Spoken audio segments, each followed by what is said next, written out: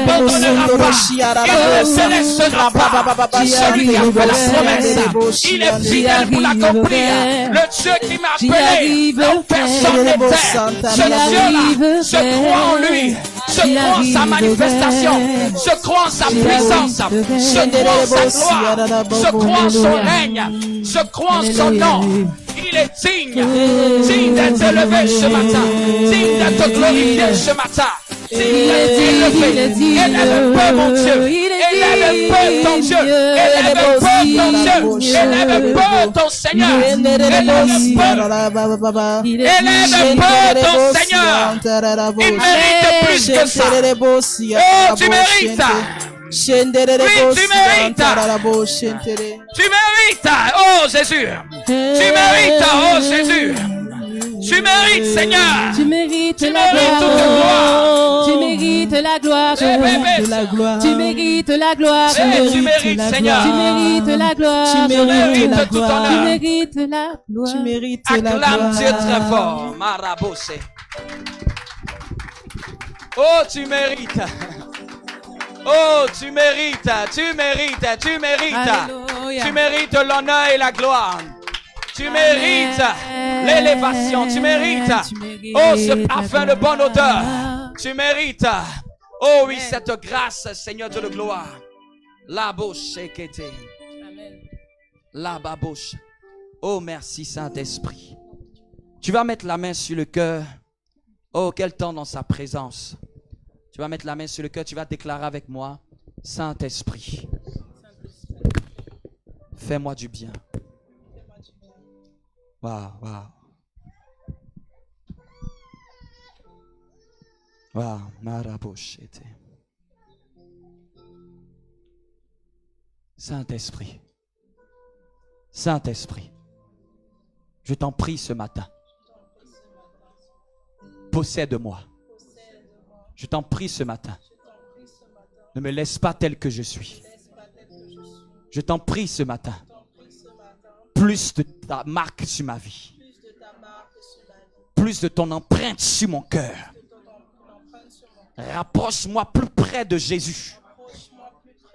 Ce matin, rapproche-moi plus près de Jésus. Je veux plus lui ressembler. En parole. En actes, en parole et en actes, Saint-Esprit, prends le contrôle de mon âme, prends le contrôle de mes pensées, prends le contrôle de mes émotions, prends le contrôle de ma volonté. Je soumets mon esprit à ton esprit. Je soumets mes désirs à tes désirs.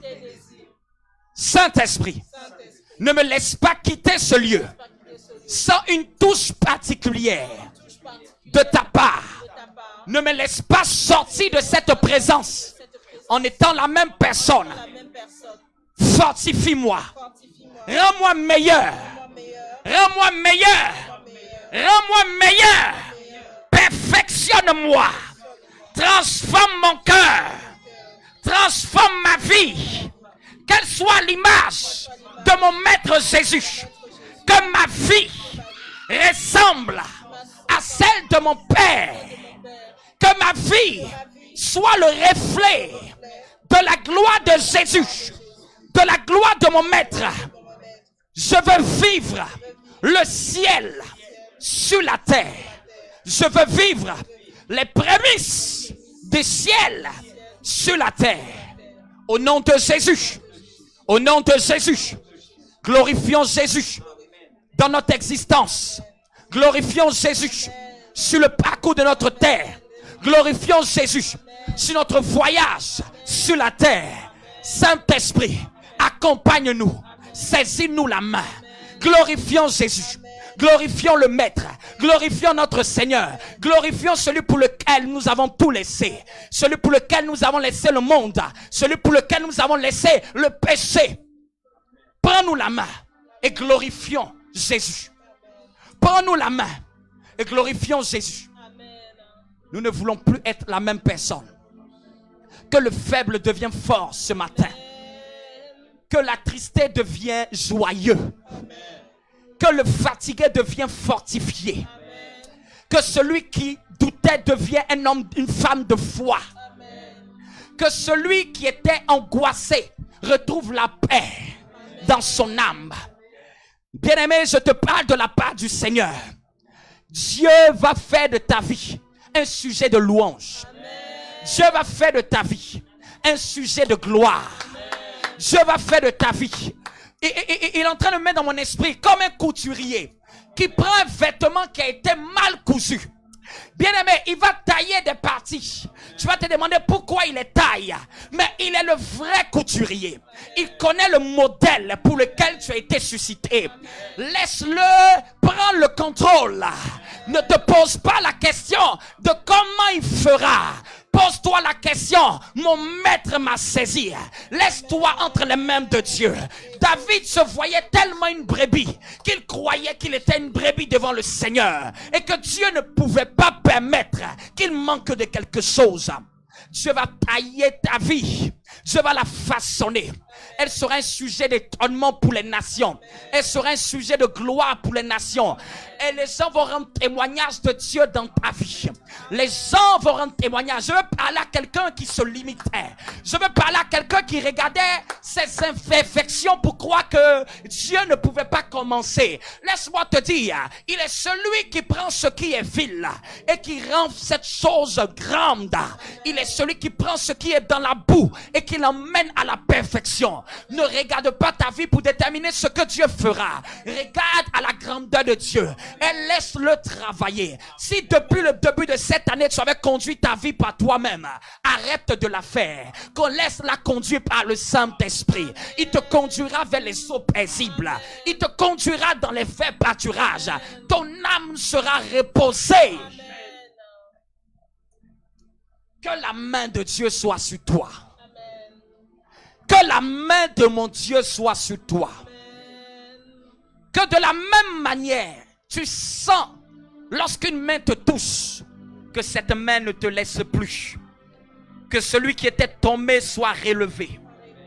Que celui qui était couché soit debout. Que celui qui n'arrivait plus à avancer reçoit la force dans ses reins et avance. Que celui qui n'avait plus d'espoir retrouve l'espoir ce matin. Matesh que la decalus kanabayanta. Retus qui de bradia. Zatish que bradika sukete. La babos que de barete shiba lados. Mabos que de bamde rebeshida. Je sens la présence de Dieu sur tout mon être. Bien-aimé, le Dieu que tu pries, il est réel. Et nous allons le voir dans cette église. Non pas à cause de moi, mais à cause de lui.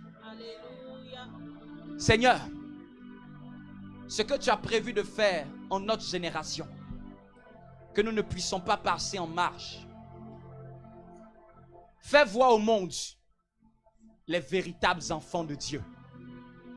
Que le monde sache que nous ne sommes pas du monde. Que le monde voie la lumière que nous sommes. Que ceux qui ne croyaient pas en nous puissent chercher la lumière au travers de nos vies. Que son nom soit glorifié. Waouh, prends place. Prends place. Waouh, waouh, waouh. Regarde-moi cette atmosphère. Elle m'inspire. Malabo sheta lavas.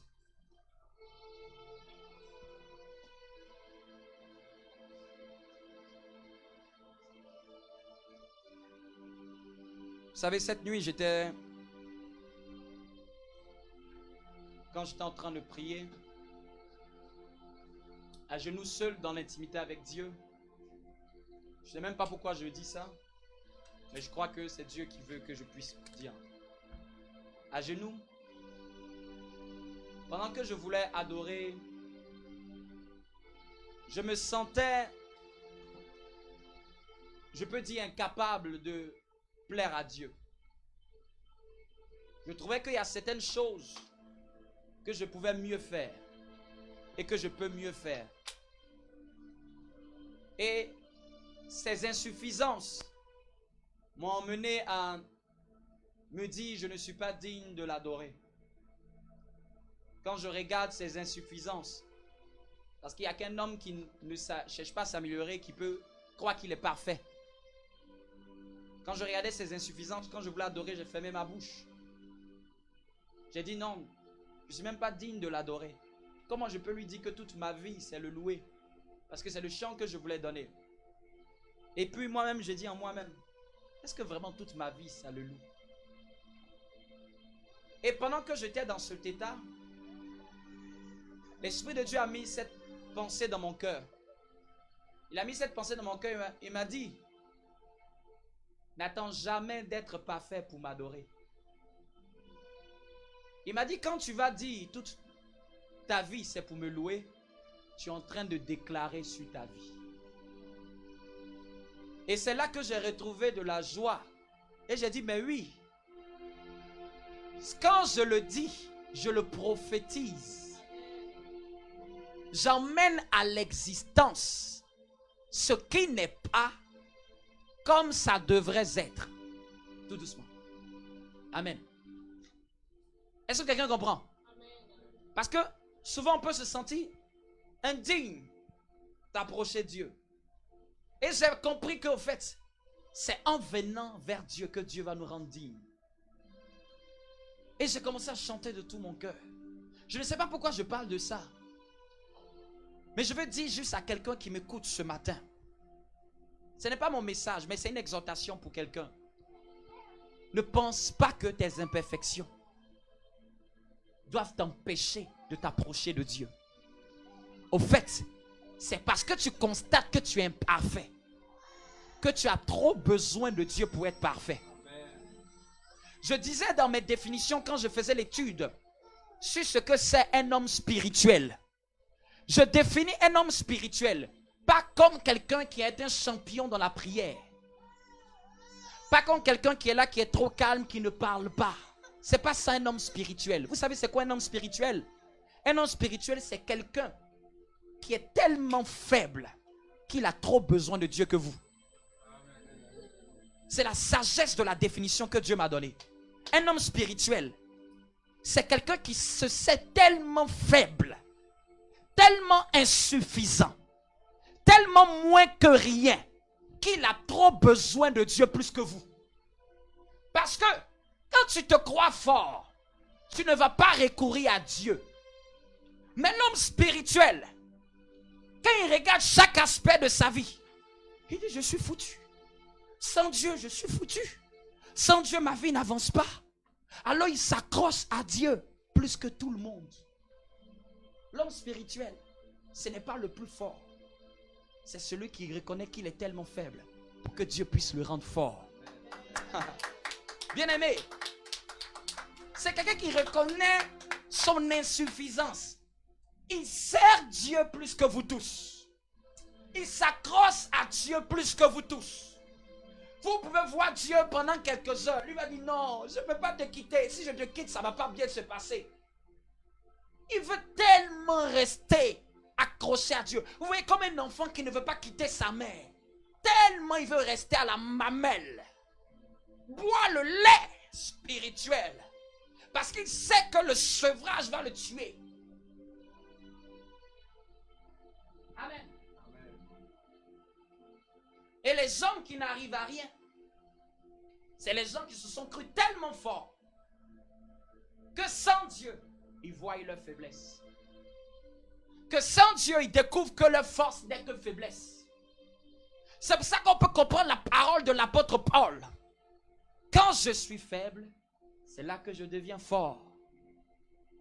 Qui lui le rend fort? C'est l'Éternel. Donc de moi-même où je me tiens là, moi-même où je me tiens là, je ne suis pas fort que vous. Je vais vous le dire. Je ne suis pas fort que vous.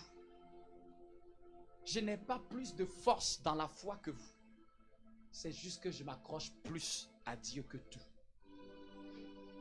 Étant tellement faible que je veux recourir à Dieu plus que tout. Et c'est Dieu qui me donne cette force. Trouve ta force en l'Éternel. Et Dieu va te rendre parfaite. Parfait. Est-ce qu'on peut entrer dans notre message ce matin? Le thème, c'est les piliers d'une église forte. Et l'épisode dans ce thème que nous traitons ce mois, dans ce grand thème, les piliers d'une église forte, nous traitons un chapitre qui est intitulé La puissance économique de l'église. Dis avec moi la puissance économique de l'église. Pourquoi je parle de la puissance économique de l'église? Parce que nous avons compris que l'église de Dieu est l'ambassade de Dieu sur la terre. L'église de Dieu est la maison de Dieu sur la terre. L'église de Dieu est la structure que Dieu a dépêchée de la terre, du ciel, pardon, sur la terre, pour qu'elle puisse établir le règne de Dieu. Quand nous faisons la prière du Notre Père, Amen. Quand nous faisons la prière du Notre Père, vous connaissez bien cette phrase, que ton règne vienne. Et je vous dis, le règne de Dieu ne vient que par l'église. Et l'église qu'on avait dit, et l'église qui est le corps de Christ. Donc c'est dans son corps que Dieu établit son règne. Ce qui est les pays pour les nations du monde. Quand tu vois plusieurs pays, la nation de Dieu, c'est l'église. La maison de Dieu, c'est l'église. Amen. Et Dieu s'est structuré. Dieu veut toucher le monde. Et on ne peut pas toucher le monde, ce monde matériel, uniquement que dans le volet spirituel. L'église sera forte spirituellement. Mais pour que le spirituel puisse trouver comme un véhicule afin d'aller dans l'objectif, il faut qu'il y ait des moyens. Est-ce que quelqu'un me comprend? Il faut qu'il y ait des outres. Et il faut qu'il y ait un vin. Le vin va représenter la dimension spirituelle. Mais les outres vont représenter la dimension matérielle. Et pour qu'il y ait un réel service, il faut que le nouveau vin puisse être dans des outres neuves. Donc, l'impact de l'église ne peut pas se faire uniquement avec du vin. Elle a besoin d'être dans des outres neuves. Ces outres, ce sont les structures, ce sont les moyens matériels et humains qui vont être conduits par le vin de l'esprit.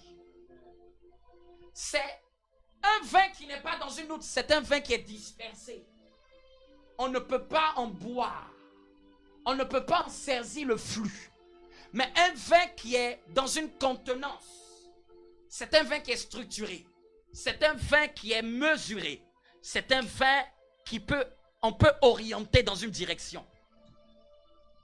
Amen. C'est comme la fête de Cana. Au moment du repas, la Bible dit que le vin a eu à manquer. C'est-à-dire, l'être humain a vécu sa vie pendant des années. A fait tout ce qu'il voulait. Mais après, l'être humain s'en rend compte qu'au fait, il y a un truc qui manque dans sa vie. C'est aussi ce symbole de ce message. L'être humain se rend compte qu'il y a un amour qu'il n'a pas. Il célèbre un mariage, mais il manque un élément qui était là au début. Au début, il y avait la présence de Dieu. Au début, Dieu était dans le jardin. Mais depuis qu'Adam a désobéi, il a commencé à manquer du vin dans la célébration des œuvres des hommes. Il célébrait un mariage. Les gens construisent des tours. Les gens font, la technologie avance. Ça, c'est le mariage. Mais il manque le vin. L'élément capital pour qu'une fête soit réussie. Dieu est en train de dire aux hommes, faites ce que vous voulez. Organisez ce que vous organisez. Établissez ce que vous faites. Planifiez, organisez. Mais il va vous manquer quelque chose. Il va vous manquer quelque chose qui va être l'élément qui va réussir, apporter la réussite dans ce que vous allez faire. Et quand il a manqué du vin, qui on allait voir? Jésus-Christ. Pour dire que le vin que le monde a besoin, qui est l'image de l'amour de Dieu, qui est l'image de la présence de Dieu, qui est le symbole de l'esprit, ce vin-là, c'est venu que par Jésus. Personne ne peut donner ce vin-là. Personne. Il était présent dans le mariage, mais il regardait les gens en train de faire la fête. Jésus est là, mais il regarde les hommes en train de faire ce qu'ils veulent. Quand ça finira, vous saurez que c'est qui est capable de le susciter. Quand vous ne saurez plus quoi faire, quand tu ne pourras plus éduquer tes enfants, quand malgré tout ton argent, tu ne pourras pas empêcher tes enfants d'être délinquants, malgré tout ton argent, tu ne pourras pas empêcher ta santé d'aller de mal en pire, vous saurez qu'un jour qu'il y a Jésus qui était présent. Et c'est quand on a eu besoin de lui. Il a dit, allez-y chercher 6 vases. En un mot, mon réveil ne va pas commencer sans instrument sur la terre. 6 qui symbolise le chiffre de l'homme. En un mot, tant que l'homme n'a pas fait sa part, ma part ne peut pas arriver. 6 vases purs qui étaient destinés à la purification, à l'ablution des Juifs. C'est-à-dire que pas n'importe quelle structure, mais des structures qui sont mises à part pour Dieu. Des hommes et des éléments qui sont mis à part pour Dieu. Et c'est quand ceci lui a été apporté qu'il a dit maintenant allez-y apporter à l'ordonnateur du repas. En même temps, pour dire, c'est quand cela lui sera apporté que le miracle va se passer. C'est là que le réveil va se passer. C'est là que la puissance du miraculeux va se manifester. C'est là que les gens vont boire le vin qu'ils n'ont jamais bu. Ils vont goûter à l'amour de Dieu. Donc Dieu, par Jésus, il veut multiplier, veut apporter le vin, mais donc à partir d'un vase. Donc le réveil de Dieu va venir, mais l'économie de l'église va être un vase pour que Dieu puisse se servir de cela pour toucher les nations. C'est pourquoi on peut comprendre mon message. Amen. Est-ce que vous me saisissez? Voyez l'économie de l'église comme étant un vase. Amen. Comme étant un vase. Un vase dont Dieu va s'en servir pour toucher les peuples, pour toucher les familles, pour toucher les nations. Et on avait dit, pour que l'église soit forte économiquement, il faut que les membres de l'église soient forts économiquement. Et pour que les membres de l'église soient forts économiquement, il fallait la première des choses que les gens puissent comprendre qu'il faut travailler. Amen. Dieu n'aime pas le paresseux. Lis Proverbes et tu vas voir que Dieu cite à plusieurs reprises le paresseux. Dieu est un Dieu d'amour, mais Dieu est la paresse. La paresse est un démon. Amen. Qui t'emmène à retarder ta destinée, à retarder ton avenir, à retarder les choses que tu veux entreprendre. Salomon même raconte dans ce proverbe, il dit, je passais près de la maison d'un paresseux. Il a vu des herbes hautes, des ruines. Pour dire quoi? La maison n'est paresseuse, tu n'es même pas entretenue. Il dit un peu de sommeil, un peu d'assoupissement et la pauvreté te surprendra comme un voleur. Donc l'indicateur de la pauvreté, ce n'est pas le manque d'argent, c'est la manifestation de la paresse. Quand il commence à avoir de la paresse intellectuelle, de la paresse en termes de réflexion, d'idées, la pauvreté commence à arriver vers toi. La pauvreté, je voulais définir, ce n'est pas le manque d'argent, c'est le manque d'idées, d'inspiration. Amen. Parce que tu peux avoir l'argent et être pauvre. Amen. C'est parce que les gens ne réfléchissent pas. C'est parce que les gens ne se bougent pas, ne vont pas à l'action, n'anticipent pas, ne payent pas le prix de la sueur de leur front pour pouvoir voir quelque chose qui va en venir. Il est même dit, jette ton pain sur les eaux. Plus tard, tu le retrouveras. Mais il y a des gens qui avalent le pain. Et des gens qui ne veulent pas investir en eux. Investir pour leur perfectionnement. Pour cesser à s'améliorer. Laisse-moi te dire, si même aujourd'hui tes revenus t'énervent, ce n'est pas la faute de Dieu, c'est ta faute.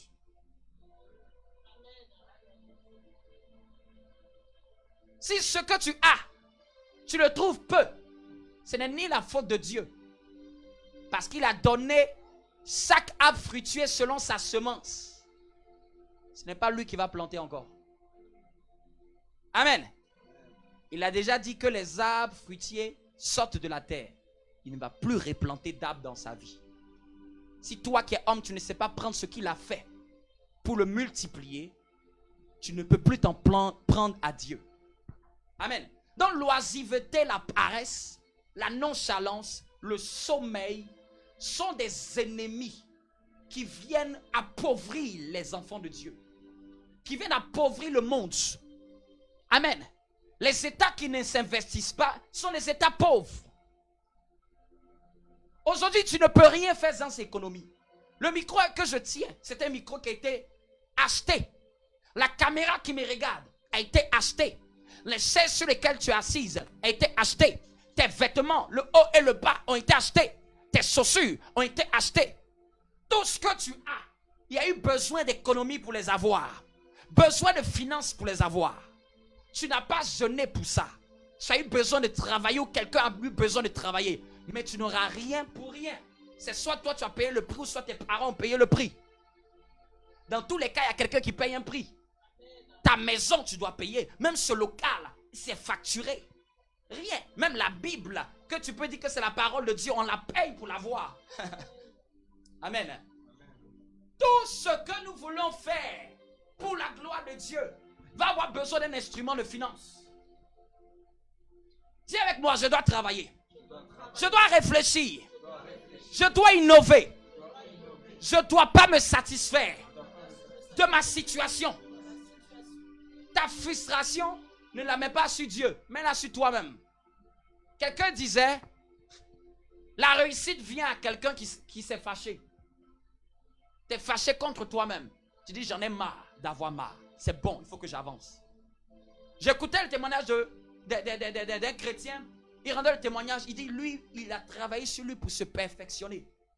Il ne savait pas chanter. Il a travaillé sur lui pour apprendre à chanter. Il ne savait pas être acteur. Il a travaillé pour jouer à être acteur. Quelqu'un même qui était bègue. Et aujourd'hui, on lui demande, mais comment tu as pu faire ça? Il dit, c'était pour lui-même s'améliorer. Il voulait lui-même devenir meilleur. Donc, Dieu a mis en nous la capacité de devenir meilleur. Mais il faut travailler. Ne te contente pas des miettes. Tu n'es pas la femme syrophénicienne. Tu es dans la maison de Jésus. C'est toi qui manges à la table. Amen. Savez, moi, je dois travailler. Avec intelligence. Je dois innover. Je dois oser. Je dois foncer. Je ne dois pas avoir peur d'échouer. Parce qu'il y a la peur d'échouer des chrétiens. Les chrétiens ont peur d'échouer. Tu sais combien de gens dans le monde ont fait des choses grandes et tu sais combien d'échecs a précédé ce qu'ils ont fait.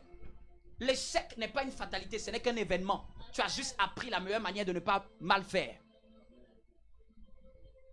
On a dit à Thomas Edison, qu'est-ce que ça vous fait d'avoir fait 10 000 expériences pour l'ampoule électrique?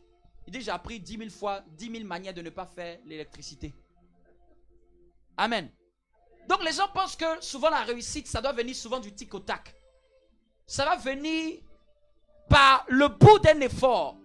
J'ai remarqué dans ma propre vie, tout ce pour lequel je me suis concentré et investi, j'ai eu toujours un résultat. Regarde ta vie.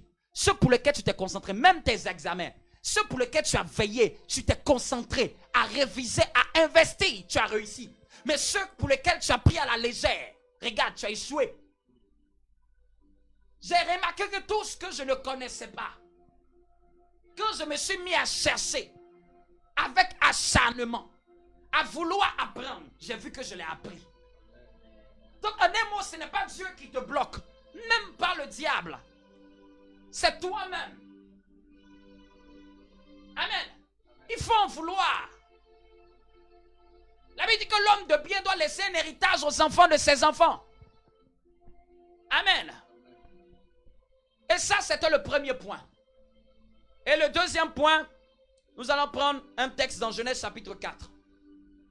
Comment encore Dieu va permettre que l'église soit forte économiquement? Dieu va emmener ses enfants de Dieu, ses enfants, à lui apporter ce que j'appelle des offrandes. Avant même Genèse 4, on va prendre Exode 35, le texte que nous avons donné autrefois, dimanche dernier. Toujours la même chose. Amen. Est-ce que quelqu'un me suit? Dis avec moi, point numéro 2, les offrandes à l'Éternel. Je ne t'entends pas, dis avec moi, les offrandes à l'Éternel. Dis-le bien, les offrandes à l'Éternel. Je me suis assis, j'ai demandé à Dieu à quoi servent les offrandes. Peut-être si toi tu t'es jamais posé la question. Moi, cette question-là me taraude dans la tête. Pourquoi on ne peut pas te prier? On te prie seulement. Et puis on rentre chez nous. À quoi servent les offrandes? C'est une bonne question, n'est-ce pas? C'est pourquoi, au fait? Vous devez savoir que dans l'offrande, il y a le verbe offrir. Et je vais te donner des définitions.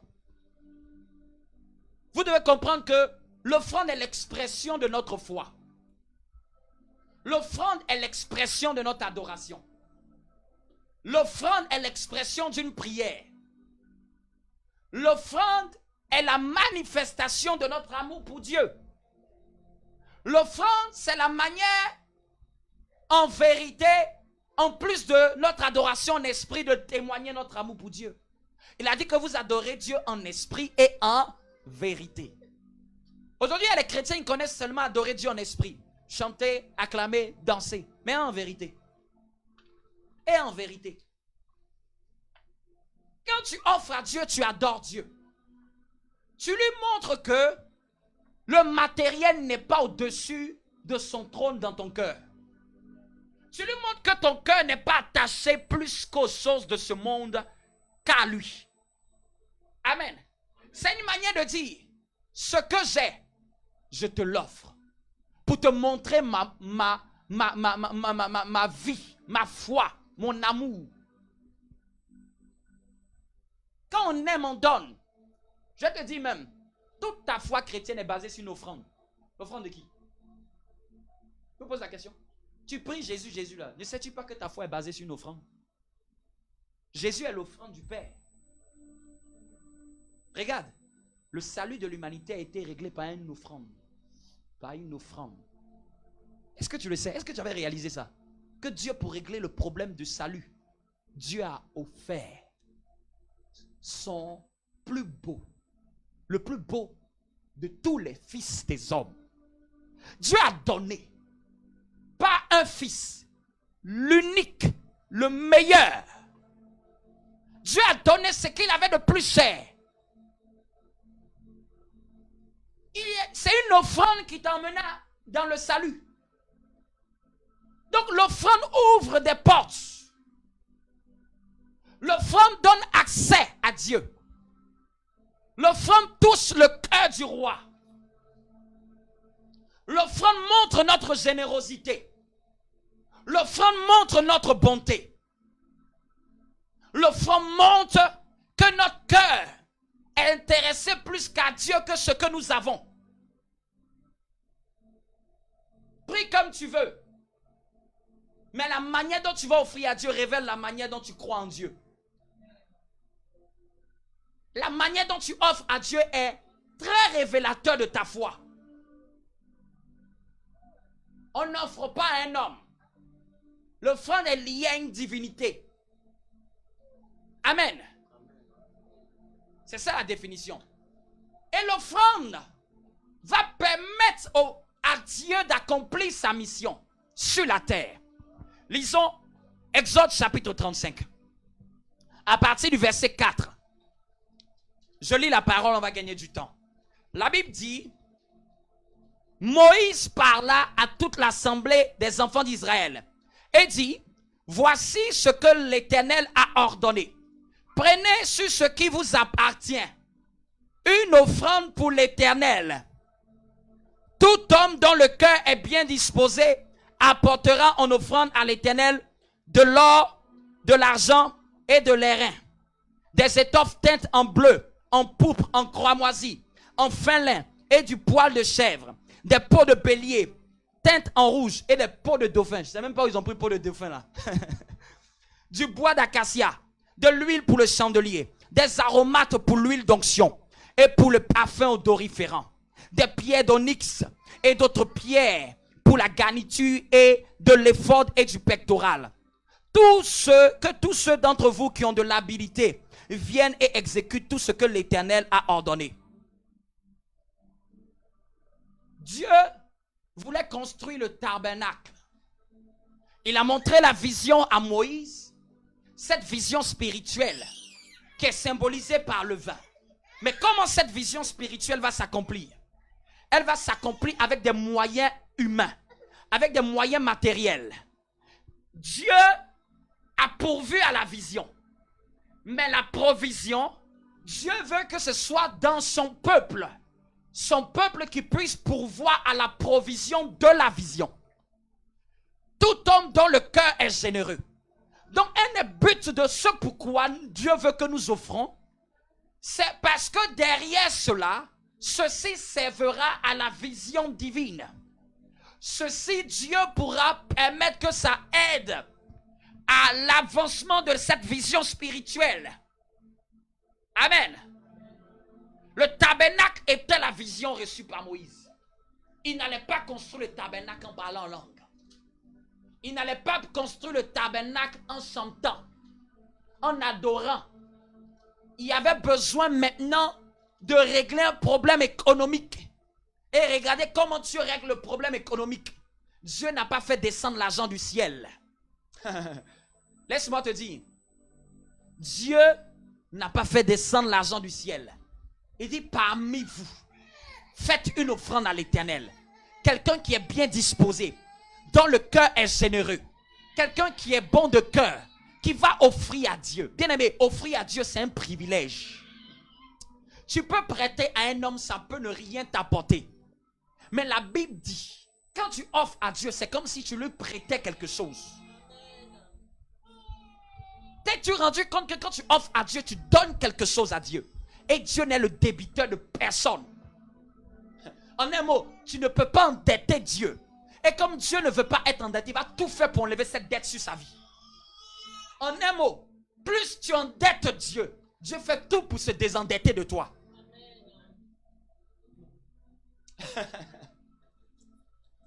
Il n'aime pas la honte, ce Dieu-là. Il n'aime pas cette honte. Vous pensez que, et voici ce qui vient à mon esprit. Quand la Bible dit que l'or et l'argent m'appartiennent, vous pensez que ça se trouve au ciel? Je vous pose la question. Les gens pensent que quand il dit que l'or et l'argent m'appartiennent, les gens pensent que ça se trouve au ciel. Il est en train de dire, tout ce que vous possédez comme or, comme argent sur la terre, c'est pour moi. En un mot, il n'y a rien que tu possèdes qui n'appartient pas à Dieu. Oui, oui, oui. L'intelligence avec laquelle tu as travaillé là, ça appartient à qui?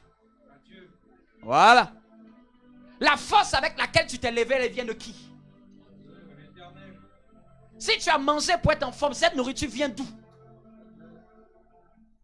Il n'y a rien que tu possèdes qui n'appartient à Dieu. Au fait, c'est déjà pour Dieu. Est-ce que vous comprenez? Quand il dit l'or et l'argent m'appartiennent, c'est un verset qu'on a toujours dit, mais on n'a jamais compris dans quel contexte il parlait. Il est en train de dire, tout ce que vous possédez sur la terre, c'est pour moi. Il n'y a rien. Même si dans ton compte bancaire, c'est marqué ton nom, tu as emprunté ça chez Dieu. Donc, il faut avoir grâce et miséricorde. Il y a des gens qui n'ont pas ce que tu as. Est-ce que tu sais qu'il y a des gens sur la terre qui n'ont pas les revenus que tu as? Il y a des gens qui n'ont pas les accès que tu as. Et tu penses que c'est pas magie. Tu penses que c'est par le coup du hasard que tu es né dans une famille qui a des moyens. Tu penses que c'est le coup du hasard. Détrompe-toi, ce n'est ni par ta force. Il y a des gens qui ont la force qui n'ont pas l'argent. Détrompe-toi. Il y a des gens qui ont eu qui ont l'intelligence mais qui n'ont pas l'argent que tu as. Ne pense pas que ce que tu possèdes elle vient de toi. Elle ne vient pas de ton intelligence. L'intelligence là vient de Dieu. Tout ce que tu as, il n'y a rien que tu possèdes que Dieu n'a pas, que Dieu n'est pas le propriétaire. Donc tu ne fais que donner à Dieu ce qui lui revient. En un mot, Dieu dit prends une partie et puis l'autre partie là, donne-la moi. Mange la chair, mais le noyau, garde-le pour moi. En un mot, tout ce que tu as appartient à Dieu.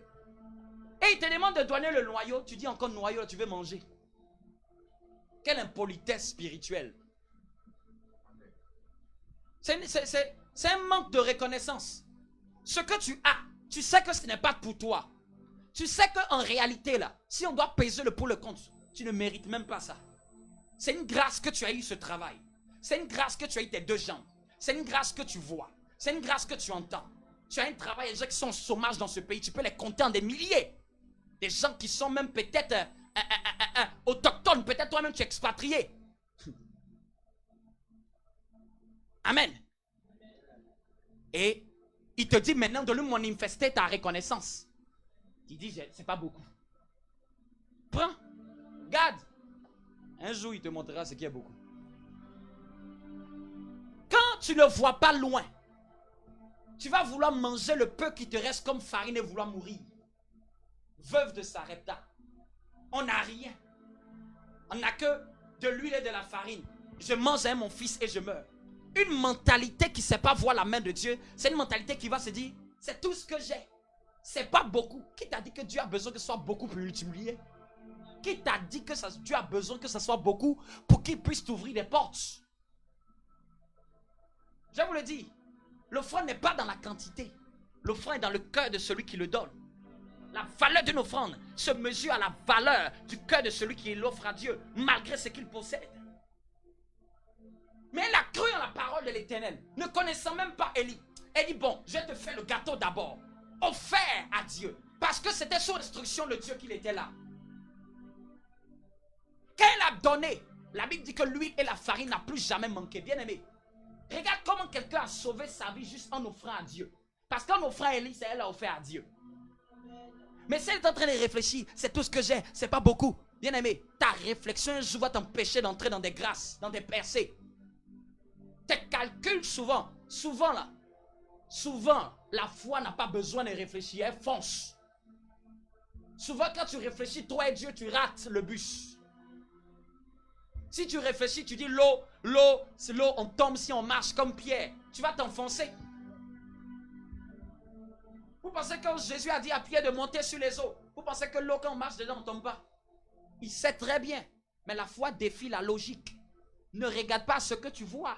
Regarde à ce que Dieu dit.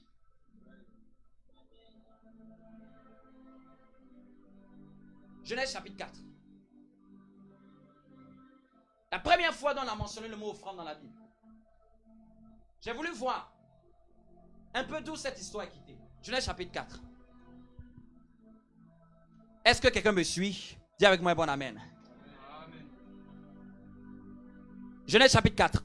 Adam connut Ève, sa femme, et elle conçut et enfanta Caïn. Amen. J'ouvre une parenthèse. C'est Adam qui a connu Ève et ils ont enfanté Caïn. Caïn n'a jamais été le fils du diable. Amen. Parce que certaines doctrines, les gens pensent que Caïn est le fils du diable. C'est bien marqué. Caïn connut Ève et elle enfanta Caïn. Adam connut Ève, sa femme, et elle conçut et enfanta Caïn. Et elle dit, j'ai formé un homme avec l'aide de l'Éternel. C'est qu'elle a béni Dieu même pour cet enfant. Parce qu'elle savait que cet enfant venait de Dieu. Caïn n'était pas démoniaque. Regarde, la première exhortation à un homme, c'est Dieu qui a donné ça à Caïn. Dieu ne peut pas exhorter quelqu'un et puis cette personne est satanique. Dieu voulait sauver Caïn. Caïn était récupérable. Et son exhortateur, c'était Dieu. Elle enfanta encore son frère. Abel fut berger. Caïn fut laboureur. Au bout de quelque temps, Caïn fit à l'Éternel une offrande des fruits de la terre. Quand on dit au bout de quelque temps, dans certaines versions, au fait, on veut parler à la fin d'un cycle. Dans la pensée, au fait, une période s'était écoulée. Ils avaient travaillé. L'autre berger, l'autre laboureur. Une période s'était écoulée. Et, bizarrement, Caïn fit à l'Éternel une offrande. Qui lui a enseigné ça? C'est comme si, quand nous regardons, c'est comme s'il voulait dire merci. N'est-ce pas? C'est comme si, après une certaine période, ils ont voulu manifester leur reconnaissance à celui qui peut tout et à celui par lequel nous avons tout. En un mot, Caïn voulait dire à Jésus, au Seigneur, laboureur que je suis là, c'est grâce à toi. Abel aussi voulait dire à Dieu, berger que je suis là, si mon entreprise a marché, si elle a prospéré, c'est grâce à toi. Donc, l'offrande est une manière aussi de manifester notre reconnaissance à Dieu. On n'est pas seulement reconnaissant à Dieu dans la bouche. Quand il t'a béni matériellement, bénis-le. Offre-lui quelque chose. Je vous demande, ici, il n'y avait pas de pasteur. Qui l'a enseigné ça? Il savait que à un moment, il faut manifester ta reconnaissance par un acte. Même Jésus n'est pas resté au ciel pour dire que tu es sauvé. Il a prouvé un acte. Tu t'es jamais posé la question. Il pouvait rester au ciel, croyez en moi et vous êtes sauvés. C'est fini, on règle le problème. Bien aimé, les choses ne se règlent pas comme ça. Hein. Ce n'est pas la magie. Il y a des choses dans la vie, c'est les actes qui vont déterminer ce qui et ce que tu veux faire. C'est les actes qui prouvent tes intentions.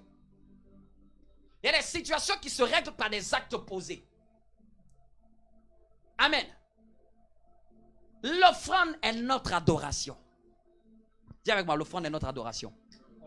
Mais bizarrement, dans cette histoire, ça c'est encore un autre mystère. Abel de son côté en fit une des premiers-nés de son troupeau et de leur graisse. L'Éternel porta un regard favorable sur Abel et sur son offrande. Mais il ne porta pas un regard favorable sur Caïn et sur son offrande. Aïe, aïe, aïe, aïe, aïe, aïe. Donc on t'a offert. Mais même dans ça, tu peux ne pas porter un regard favorable. C'est compliqué cette histoire. Je vais ouvrir une parenthèse. Tu peux offrir à Dieu, Dieu ne l'accepte pas. Ne pense jamais que Dieu est ton mendiant. Ne pense jamais qu'il est ton plouc. Ou bien c'est un mendiant. Dieu ne mendie pas. Et Dieu, en réalité, n'a même pas besoin de ce que tu lui emmènes. C'est à cause de toi. C'est ta vie qui doit être bénie.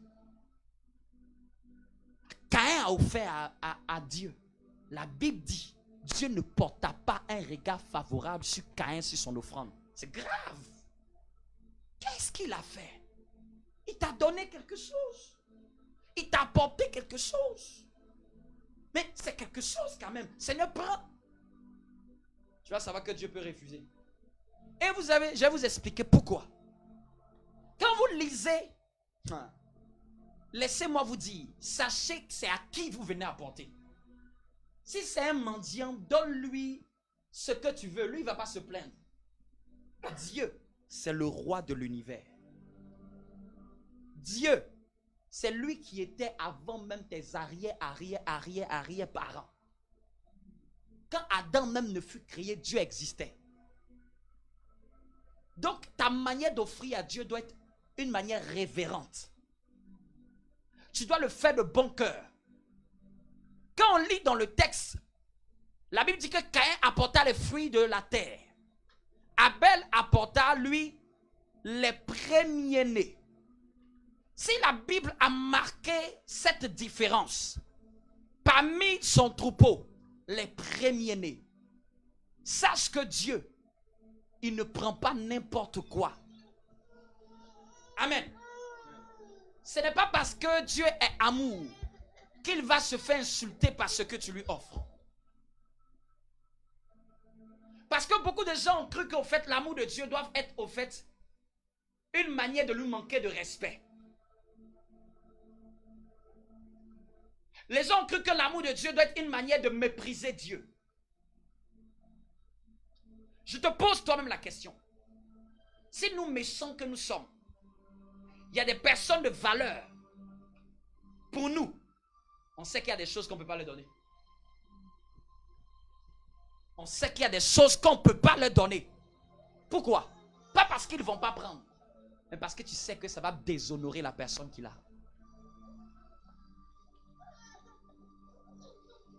La force qui a fait que Dieu a créé, il dit, il portait un regard favorable sur Abel et son offrande. Et son offrande. Donc Dieu porte un regard favorable sur une offrande. La force d'Abel, c'est que Abel a offert à Dieu les premiers-nés. En un mot, les prémices de ce qu'il vient d'avoir. C'est ce qui a fait la démarcation entre Abel et Caïn. Caïn a donné quelque chose comme ça. Quelque chose qui n'était pas privilégié, particulier. Les fruits de la terre. Mais Abel, quand il a voulu donner, il a donné un sacrifice. Il a donné le premier-né de ce qu'il vient d'avoir. Il est berger. Les brebis mettent bas. Elles enfantent des agneaux. Les agneaux, au lieu de garder ces agneaux pour qu'ils se multiplient, il dit ça je donne à Dieu. Parce que c'est la première chose que je viens d'avoir. Dieu attaché à la particularité du premier. Ne se fait-il pas appeler le premier et le dernier? Et Dieu voulait que Caïn comprenne, mais il n'a pas compris. Je crois que dans l'histoire, on leur avait montré comment on offrait à Dieu. Mais lui n'a pas voulu jouer ce jeu-là. Je le crois. Que les parents leur avaient montré que Dieu n'était le premier à sacrifier. C'est comme ça on fait l'offrande à Dieu. Mais Caïn a dit, bon, offrande c'est offrande, hein. On prend ce qui est là, on donne, tout on fait c'est quelque chose. Il dit, non. Faut faire comme on t'a montré. Fais comme tu as été enseigné. Parce que le premier qui a sacrifié un animal, c'est Dieu. Pour couvrir Adam et Ève de leur nudité. C'était là où il a montré l'exemple du sacrifice de l'offrande. Mais Caïn a fait différemment de la manière dont ils offraient. Et Dieu a dit, pourquoi tu t'irrites? Pourquoi tu te fâches? Si tu te reprends, tu vas bien faire. En un mot, si tu te ressaisis dans ta main de fer, je vais agréer. Mais ce que tu as fait, ce n'est pas ce que moi j'ai demandé. Amen. Lisons un autre texte. Est-ce qu'on peut avancer? Est-ce que tu peux claquer les doigts avec moi? Marebe setabaya. 2 Samuel. C'est important, ça fait partie des bases bibliques. Et on va prendre une histoire très belle. 2 Samuel au chapitre 24. Est-ce que c'est bon pour tout le monde? Est-ce que tu suis? Tu peux claquer les doigts avec moi. 2 Samuel chapitre 24, 18 à 24. Et après, nous allons prendre un autre texte dans le Nouveau Testament. On va équilibrer le message. Et dans l'Ancien et dans le Nouveau. Amen. Tout le monde y est? Je peux faire la lecture, je lis dans la version parole de vie. Le même jour, Gad va voir David et lui dit, monte à l'endroit où Aravna bat son blé. Tu construiras un autel pour le Seigneur. David monte là-haut comme le Seigneur l'a commandé par l'intermédiaire de Gad. Gad qui était un prophète. De là, Aravna voit le roi et ses serviteurs qui viennent vers lui. Alors il s'avance et s'incline jusqu'à terre devant le roi et il lui demande, pourquoi viens-tu chez moi, toi le roi? David répond, je voudrais t'acheter, écoutez bien, David répond, je voudrais t'acheter cet endroit. David voulait acheter un endroit qui appartient à Aravna pour faire un autel à l'Éternel, faire un sacrifice à l'Éternel. Parce qu'il avait fait le dénombrement contre la volonté de Dieu et il devait être frappé de lèpre. Il voulait faire une offrande pour demander la miséricorde. On peut faire une offrande pour demander la miséricorde de Dieu. Amen. L'offrande est une direction de prière. En fonction de ce que tu veux que Dieu fasse, tu peux dire, Seigneur, cette offrande c'est pour te rendre grâce. Cette offrande c'est pour ma famille. Cette offrande c'est pour demander ta main de miséricorde. Cette offrande c'est pour demander ta protection. L'offrande est une autre expression de la prière. Au fait, c'est équilibré. Quand Dieu est venu voir, par l'ange, voir Corneille, quand vous lirez dans le livre de Actes, il y a une chose qui m'a plu. Il dit que Dieu s'est souvenu de tes prières et de tes aumônes. Il aurait pu dire que Dieu s'est souvenu de ses prières, mais il s'est souvenu aussi de ses aumônes, de ses offrandes, de ses sacrifices matériels. Donc Dieu ne se souvient pas uniquement quand tu pries. Hein? Dieu aussi voit ce que tu donnes. Aujourd'hui, les chrétiens, tout ce qu'ils connaissent, c'est utiliser le principe de la prière. Il y a des moments là, tu peux prier et tu peux poser un acte matériel à Dieu. Il faut connaître les voies d'accès. Tu as prié, tout ce que tu connais c'est prier jeune, prier jeune, prier jeune. La clé de l'offrande, tu l'utilises à quel moment sous l'inspiration de Dieu? Il y a des gens, eux, ils ne savent jamais écouter Dieu pour donner à Dieu. Je vais vous donner un indice. Si tu veux être à écouter Dieu, tu veux développer ton écoute de Dieu. Si tu as appris à écouter Dieu de la manière de donner, tu pourras écouter Dieu dans n'importe quel domaine. Parce que c'est le seul domaine où tu pourras savoir que ça c'est ma chair, ça c'est pas ma chair. Ta chair est attachée au matériel. Donc quand tu vas entendre une pensée qui va te dire, fais ça. Tu vas dire non, ça c'est pas ma chair, ça ne peut qu'être Dieu. Et le diable ne peut pas te pousser à offrir à Dieu. Amen. Les gens savent seulement que Seigneur, conduis-nous dans la prière. Est-ce que tu t'es déjà demandé, est-ce que Dieu peut te conduire dans une offrande? Tu t'es jamais posé la question. Hein? Tu peux programmer, hein? C'est moi, je vais donner tant. Mais ton programme, est-ce qu'il est bloqué ou il est flexible au Saint-Esprit? C'est que toi, Dieu ne peut pas t'inspirer. Toi, Dieu peut t'inspirer des prières, mais il ne peut pas t'inspirer pour dire aujourd'hui, ma fille, fais ça. Il ne peut pas t'inspirer comme la femme de casser le vase d'albâtre où il y avait le parfum de nard. Il ne peut jamais t'inspirer à faire une action particulière. Ton offrande est trop religieuse. Trop mécanique, ça n'étonne même pas le ciel. Regarde, nous tous, souvent, on donne trop de manière mécanique, trop de manière religieuse. On peut donner ici de manière religieuse, mais tu vois, on va claquer dehors quand ce sera pour un resto. Je me demande quelle est cette chose qui fait qu'on désacralise les choses de Dieu. Et Dieu ne peut pas nous inspirer à donner quelque chose qui va être une action de foi. Bien aimé, si le ciel n'est pas étonné de ce que tu donnes, tu vas étonner le diable avec quoi? C'est qu'il y a des gens, ça nous est tous arrivé, on est trop religieux. Et ça c'est la chose que Dieu m'a dit d'insister. Trop religieux dans la manière de donner. Donner là, c'est aussi en étant conduit par Dieu. Qu'est-ce que tu veux que je t'offre aujourd'hui? Ne pense pas que c'est seulement dans la prière Dieu doit te conduire. Dieu peut te conduire dans une offrande à lui. Est-ce que tu sais que tu peux faire 20 000 prières? Ça peut être résolu par une inspiration d'une offrande. N'est-ce pas? La veuve de Sarepta, elle a réglé son problème par une offrande.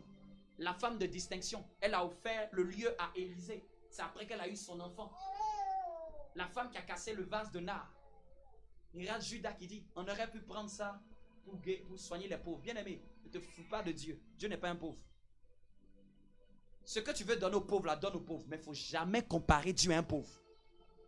Parce qu'il y a les chrétiens qui disent, non, si on aurait pris ça pour donner aux pauvres. Dieu, là, il reste Dieu d'abord. Si les pauvres, là, tu les as tout le temps, et tu vas devoir les aider, mais ne les mets pas au même piédestal avec Dieu. Judas n'avait pas compris. Elle a fait ça pour Jésus. Elle a fait sous révélation, sous inspiration. Et tu dis, pourquoi ainsi c'est un truc aussi cher? Donc Dieu ne mérite pas ça, quoi. Pourquoi les chrétiens sont médiocres comme ça? Donc quand c'est Dieu, on n'a qu'à lui donner la médiocrité. On n'a qu'à lui donner la médiocrité. L'église de Dieu n'a qu'à être médiocre. N'a qu'à faire, n'a qu'à être dérisoire. Hein? L'église de Dieu n'a qu'à être dérisoire. Elle a pris un parfum de valeur. Elle a cassé ce parfum. Elle aurait pu l'utiliser. Elle était conduite par Dieu. Judas qui était un disciple. Et souvent c'est les chrétiens même qui sont présents à côté de Jésus. C'est qui disent non, non, c'est trop. Cette somme là c'est trop pour l'église. Attends, est-ce que tu connais Dieu? Pourquoi rabaisser Dieu? L'église est ce qu'elle est parce que c'est nous qui l'avons rendue médiocre. C'est nous qui la désacralisons. C'est nous qui la méprisons. C'est nous qui ne savons pas que c'est la maison de notre Père. Est-ce que tu sais que la maison de Dieu, la manière dont tu traites la maison de Dieu, même ta génération peut être bénie pour l'éternité. Il y a des choses là, ça évite 20 000 prières. Vous pensez que là où Dieu, on doit venir adorer Dieu, ça n'a qu'à être un lieu sale. Ça n'a qu'à être un lieu qui n'est pas entretenu. Ça n'a qu'à être un lieu qui n'a qu'à être fait pitié. Amen. Dieu veut qu'on aide les pauvres. Mais ce n'est pas parce qu'on va aider les... Je te pose la question. Toi-même là, tu ne prends pas soin de toi-même. Marie qui a les pauvres. Ça veut dire que tu ne les aimes pas? Est-ce que ça veut dire que tu ne les aimes pas? Donc quand tu vas prendre soin de la maison de Dieu, investir dans la maison de Dieu, ça ne veut pas dire que tu n'aimes pas les pauvres. Ça va aider aussi à aider les pauvres. Mais Dieu d'abord. Tu ne peux pas t'occuper de quelqu'un tant qu'il ne t'a pas pris à d'abord mettre Dieu en premier. Dieu est d'abord en premier. Dieu veut qu'on prenne soin de notre famille, mais Dieu en premier dans notre famille. Dieu veut que tu prennes soin de ton mari ou de ta femme. Mais devant ton mari et ta femme, Dieu est d'abord un premier. Il faut savoir faire l'ordre de priorité. Les autres sont importants. Mais qui est le premier? C'est Dieu. Continuons. Waouh, le temps passe vite. Est-ce qu'on me suit? Aravna dit au roi, prends cet endroit, je te prie, et offre au Seigneur ce qui te semble bon. Donc Aravna dit à David, faut prendre cet endroit. L'endroit que tu veux venir acheter là, prends-le. Voici mes bœufs pour le sacrifice complet. Les chariots et les attelages serviront pour faire le feu. Et je te donne tout, mon roi. J'espère que le Seigneur, ton Dieu, acceptera ton offrande. Amen. Regardez la suite du verset. Mais le roi lui dit, non, je vais te payer tout cela à son juste prix. Je ne veux pas offrir au Seigneur, mon Dieu, des sacrifices qui ne me coûtent rien. David arrive dans un lieu pour récupérer le lieu pour l'acheter. Le monsieur du lieu dit, non, toi tu es le roi. Prends cadeau. Gratuitement. Si c'était toi, tu as dit, ah, c'est la visitation de l'Éternel qui est là. Ah, ça va m'éviter de faire un sacrifice. Ça va m'empêcher de faire des dépenses. David dit, je sais qui je prie. Je ne peux pas lui donner quelque chose qui ne me coûte pas. Comment un homme qui dans l'Ancien Testament, regarde ce genre de parole. Je ne donnerai pas à l'Éternel quelque chose qui ne me coûte rien. C'est-à-dire, en un mot, s'il prenait ce champ-là et il le donnait par Dieu, il n'aurait pas vu lui-même faire un sacrifice pour Dieu. Ne donne pas à Dieu quelque chose qui ne te coûte rien. Quelque chose qui n'est pas un sacrifice pour toi. Surtout dans certains moments où tu veux voir la main de Dieu, où tu veux voir une intervention divine. Ne donne pas quelque chose qui ne te coûte pas. Amen. Quelque chose qui n'est pas un prix, qui n'est pas un saignement pour toi. C'est parce que ce que tu donnes ne te coûte pas, ne te coûte rien. C'est pour ça que tu ne vois aucun miracle. Souvent quand tu veux provoquer la main de Dieu, David voulait que Dieu lui fasse miséricorde. Il savait que cette affaire était très sérieuse. Déjà, il veut me donner la lèpre. Et puis, j'allais prendre un terrain encore gratuit. Non. Il faut que je lui montre que je suis sérieux. Donc, souvent, tu pries pour certains sujets. Tu cherches la main de Dieu pour certaines choses. Mais n'offre pas à Dieu quelque chose qui ne te coûte pas. Désolé. Il faut que Dieu voie que même dans ce que tu as, il voit la valeur du sacrifice. Il voit la foi. Que même le diable s'assoit et dit, voilà, tu m'as surpris. Je ne pensais pas que tu étais aussi un membre de Dieu plus que le matériel. Bien-aimé, est-ce que tu sais que ta foi peut étonner Dieu souvent? Ta manière de donner à Dieu peut étonner Dieu. Parce que même Dieu ne s'y attend pas. Ça surprend même le ciel. Le ciel me voit une telle grande foi. Jésus était surpris de la foi du centenier romain. C'est-à-dire que Dieu, les choses ne sont pas figées. Ta foi peut surprendre Dieu. Tes actions peuvent surprendre Dieu. C'était une affaire sérieuse. Une affaire importante. Il n'allait pas venir comme de manière religieuse. On m'a donné un terrain gratuit. Oh, gloire à Dieu. C'était un chrétien maintenant, un témoignage. Oh, je voulais faire quelque chose pour Dieu. Quelqu'un m'a déjà donné. Sache qu'il t'a empêché de rentrer dans une certaine grâce. C'est pas, il veut t'éviter que tu rentres dans ta grâce. C'est pas un témoignage. Il dit, je ne donne pas à l'Éternel quelque chose qui ne me coûte pas. Depuis que tu sais Dieu, depuis que tu es enfant de Dieu, est-ce que tu as déjà offert quelque chose à Dieu qui te coûte? C'est révélateur de ta foi. Lisons un dernier passage.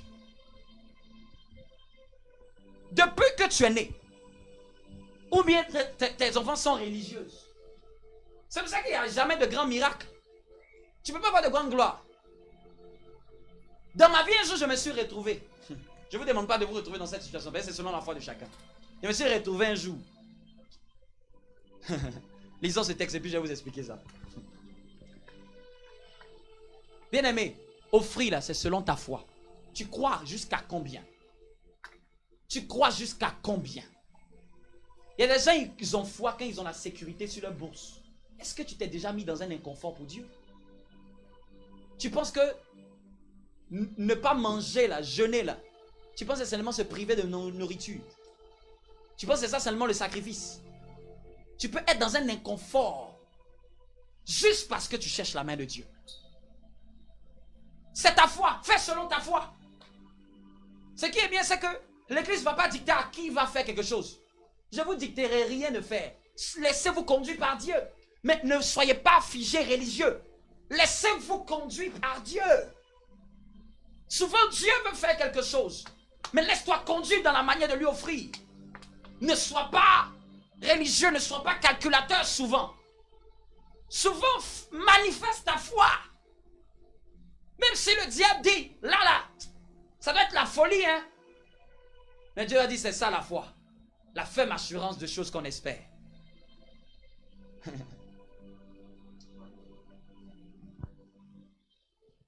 Une fois, je l'ai dit juste pour rire. Il y a des années, ça fait peut-être 5 ans. Quand je venais à peine de me marier avec ma femme, ma merveilleuse femme. Amen. La Bible dit que celui qui trouve une femme a trouvé le bonheur. Amen. Et c'est une grâce que je l'ai. Depuis le jour où je l'ai vue, je sais qu'elle était pour ma destinée. Je n'ai pas fait 20 000 prières. Quand je l'ai vue, j'ai dit c'est celle qu'il me faut. Amen. Et je me rappelle la période là. Situation financière. Difficile. J'emmenais ma foi à un tel stade. J'étais dos au mur financièrement. Et j'avais deux choix. Soit je réfléchis à des stratagèmes humains, ou soit je déploie une foi que je n'ai jamais déployée dans ma vie. Vous savez quoi? Je n'aime pas l'humiliation humaine. Je préfère la foi qui peut être à la folie pour les hommes. Parce que je préfère compter sur Dieu que tout. Souvent quand tu es dos au mur, là, c'est la meilleure opportunité que le ciel te donne de manifester un genre de foi. Mais souvent tu utilises des stratagèmes humains. Et étant dos au mur, là, j'ai posé une action de foi avec tout ce que j'avais. Ce qui même ne suffisait pas même pour qu'elle allait permettre de payer un loyer. Dieu m'a posé la question. Si tu gardes, est-ce que ça peut régler le problème? Je vous parle d'une histoire il y a 5 ans. Est-ce que ça peut régler le problème? J'ai dit non. Si je garde, ça ne règle même pas le problème. Il manque encore. Et Dieu m'a dit, pourquoi tu ne fais pas confiance à celui qui peut donner? Si tu me fais confiance en me le donnant. Et j'ai dit, et c'est là que j'ai défini la foi. Il y a eu une définition de la foi dans ma vie. La foi, c'est tout parier sur Dieu. Ce jour-là, j'ai défini à moi la foi aussi. C'est une manière de tout parier sur Dieu. Donc ce jour-là, j'ai fait ce que vous pouvez appeler la folie. Prends. Parce que même si je garde, je ne règle pas le problème. Est-ce que vous comprenez un peu?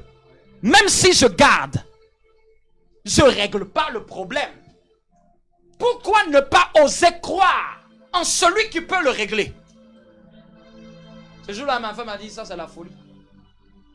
Et ne t'inquiète pas. Parce que souvent, la foi de l'un peut être une folie pour l'autre. Les foi sont relatives. Ce jour-là, elle m'a fait sortir cette parole. J'ai dit, Seigneur, montre-lui que ce n'est pas la folie. T'es-tu déjà retrouvé dans une situation comme ça? Où, après avoir fait ça, le diable se moque de toi. Tu vois, regarde. Ton forfait téléphone, tu ne peux plus le payer. Tu as des bêtes.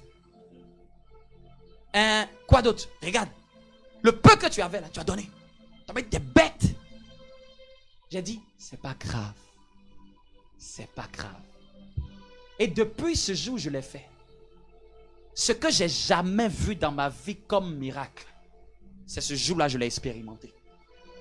Je vous dis que depuis que je suis chrétien, depuis que j'ai manifesté ce genre d'acte-là, j'ai vu ce que je n'ai jamais vu faire Dieu dans ma vie.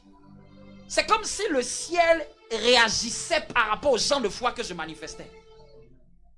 J'ai vu des miracles cette année, des miracles bizarres, d'argent qui sortait de nulle part, des gens qui venaient même te donner l'argent. Tu connais ni d'Adam ni d'Ève.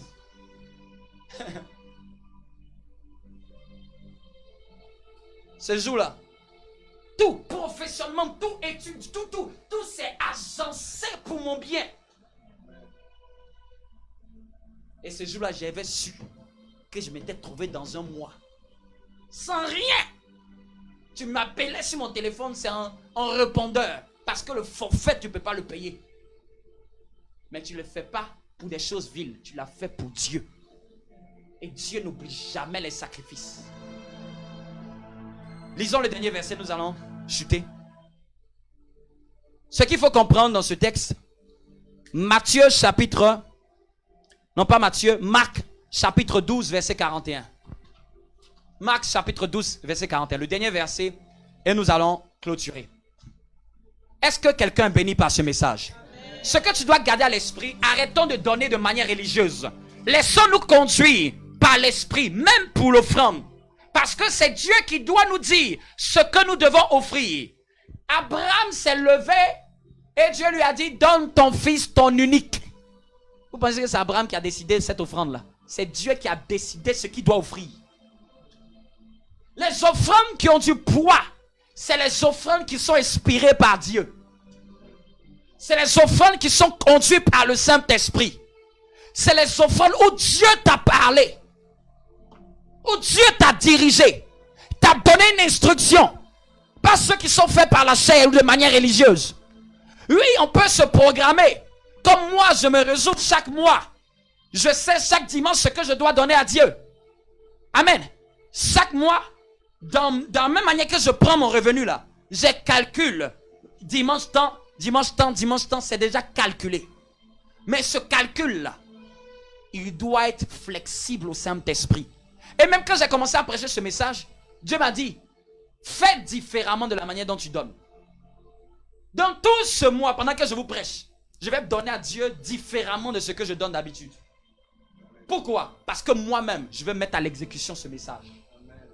Moi-même, je vais être le premier à pratiquer ce que j'enseigne. Oui. Donc dimanche dernier, j'ai donné différemment depuis qu'on a fait l'église. Et ce dimanche encore, j'ai pris une mesure différente. Et moi-même, je m'assois et dis, hey, depuis que je suis chrétien là même, là, c'est maintenant je suis en train de...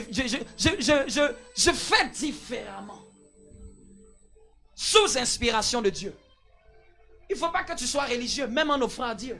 Si on peut prier de manière religieuse, n'offre pas à Dieu aussi de manière religieuse.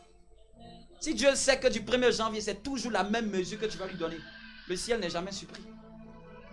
Ne sois pas surpris aussi que le ciel ne te surprenne pas. J'ai dit Marc chapitre 12, verset 41-44. Dans le temple, il y a un endroit où les gens donnent l'argent en offrande. J'aime bien cette partie-là parce que tu peux combattre ce message. Mais ce qui me plaît ici, là, cette fois-ci, c'est Jésus. C'est-à-dire, si tu pouvais dire que non, l'offrande, on n'a pas besoin de prêcher dessus, je vais te donner cette histoire-là. C'est Jésus lui-même qui se trouve dans ce contexte. Dans le temple, il y a un endroit où les gens donnent de l'argent en offrande. Jésus s'assoit en face et il regarde ce qu'ils font. Waouh!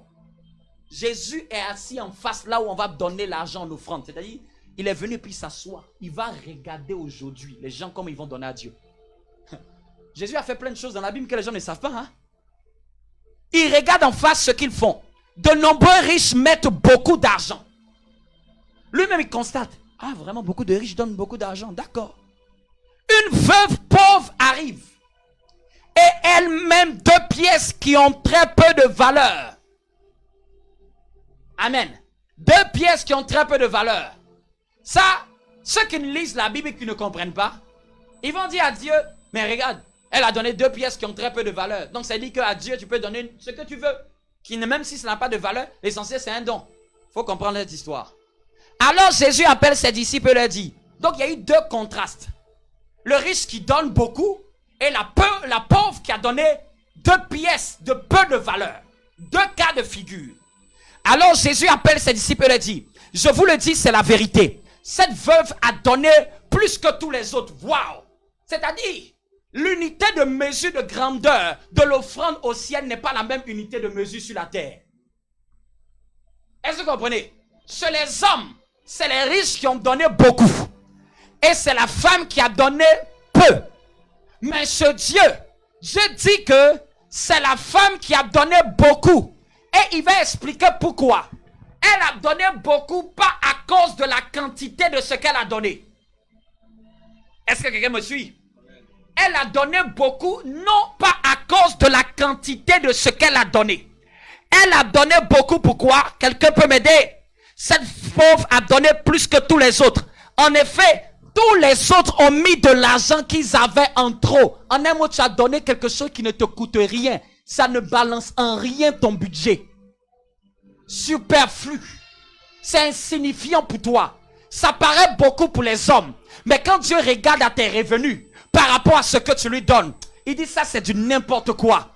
Tu donnes parce que seulement c'est du superflu. C'est beaucoup pour les autres. Mais quand je regarde à ce que tu possèdes, c'est insignifiant. Parce que je ne vois rien qui te coûte dans ce que tu donnes. Tu donnes ce que tu as en trop. En un mot, ça ne te dérange en rien. Bien aimé, souvent il faut te mettre dans des inconforts pour voir la main de Dieu dans certaines circonstances. La foi, c'est ça. La foi, là, c'est pas ça rester dans son confort. Il n'y a que Pierre qui est sorti de la barque, qui a quitté l'inconfort de la barque, qui a vu le miracle. Ceux qui restent dans la barque, ils aiment le confort. Ils aiment garder, avoir une vue sur tout ce qu'ils sont. Ah, je sais que ce mois-là, j'aurai ça, tout est calculé. Mais souvent, le pouvoir des miracles sort de la barque. Fais différemment. Fais ce que les gens ne font pas. Ose par la foi. Tu es trop contenté de rester dans la barque. Tout est calculé. Tout est figé. Tu sais, du début jusqu'au premier de la fin de l'année, tu sais tout ce que tu maîtrises tes business. Toi, tu sors jamais de la barque pour voir Jésus. Jésus n'est jamais dans la barque, laissez-moi vous dire. Jésus est toujours sur les eaux. C'est sur les eaux qu'on le rencontre. Et regardez, celui qui est sorti dans la barque est le seul disciple qui a marché sur les eaux. Tous les autres sont restés dans leur confort. On aime bien notre confort. Non, j'ai pas envie que ça me dérange. J'ai pas envie que cette histoire de Dieu là, ça me met dans un confort. C'est trop compliqué. J'ai trop de choses à gérer. Dieu va te laisser gérer tes choses. C'est pour ça que tu vas stresser beaucoup dans ta vie. C'est pour ça qu'il a dit jette ton pain sur les eaux. Il y a des moments où ton pain là, tu dois le manger. Mais la Bible dit que jette-le sur les eaux. C'est-à-dire qu'il faut avoir osé de croire que Dieu va permettre qu'il reviendra à toi. Ne sois pas trop calculateur. Souvent tu as prié là. Souvent fais quelque chose qui va étonner Dieu. Offre à Dieu quelque chose qui va marquer son cœur. Amen. En effet, tous les autres ont mis de l'argent qu'ils avaient en trop. Donc le problème des riches, ce n'est pas parce qu'ils sont riches. Dieu n'est pas contre la richesse. Le problème, c'est qu'ils ont donné ce qu'ils avaient en trop. C'est quelque chose qui ne coûtait rien. C'était le superflu. Si tu as 1 milliard et tu donnes 10 euros à Dieu, ça dérange en quoi tes finances? Tu donnes ce qui est superflu. Mais la Bible dit quoi? Mais elle qui manque de tout, elle a donné tout ce qu'elle possédait. Donc vous comprenez que la grandeur et la valeur de ce que la femme a donné, ce n'est pas la quantité. C'est par rapport à ses revenus. Elle, c'était tout ce qu'elle avait. Donc comme c'était tout ce qu'elle possédait, même si c'était infime, c'était une grande chose de valeur qu'elle offrait. Parce que par rapport à ce qu'elle a comme bien, c'est tout. Donc l'unité de mesure de la grandeur d'une offrande n'est pas en fonction de la quantité qu'on offre à Dieu, est en fonction de ce que tu possèdes. En fonction de tes revenus. En fonction de ta capacité financière. Dieu mesure que quelque chose est grand pour lui par rapport à ce qui joue comme balance quand tu donnes. En un mot, par rapport à ce que tu as. Non pas par rapport à ce que tu donnes, mais par rapport à ce que tu as quand tu donnes. À ce que tu possèdes quand tu donnes. À ton niveau de vie quand tu donnes. À ce qui joue dans ce que tu donnes. Est-ce un superflu? Ou est-ce quelque chose qui a de la valeur? Est-ce quelque chose qui ne dérange en rien? Ou est-ce quelque chose qui te laisse dans un confort? Ça ne brusque en rien. Toute ta vie, tu as mené ta vie chrétienne. Rien, il n'y a jamais un jour ta foi a posé une action. Tu n'as jamais su écouter Dieu. Les miracles n'arrivent pas au hasard. Je vais m'arrêter là. Est-ce que tu peux acclamer pour ce message?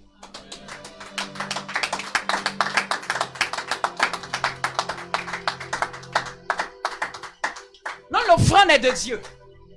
L'offrande appartient à Dieu. Et sert pour l'œuvre de Dieu. N'offre plus de manière religieuse. Laisse-toi conduire quand souvent tu vas offrir à Dieu. Souvent, étonne Dieu par ta manière d'offrir. C'est comme si tous les jours tu venais, tu priais la même prière. Je te pose la question, toi-même, tous les jours, si tu entendais la même prière, toi-même tu allais dire, ça suffit, tu ne peux pas changer un peu. Non, imagine, tous les jours, du 1er janvier au 30 décembre, Dieu sait la valeur de ce que tu vas poser. Et il sait que cette valeur, c'est quelque chose qui est souvent superflu. C'est juste comme ça. Aujourd'hui, à partir d'aujourd'hui, considère l'offrande comme quelque chose de sacré. On ne prête pas à Dieu. On lui offre. Pas parce que Dieu n'en a besoin. Parce que c'est ta vie qui en a besoin de la main de Dieu.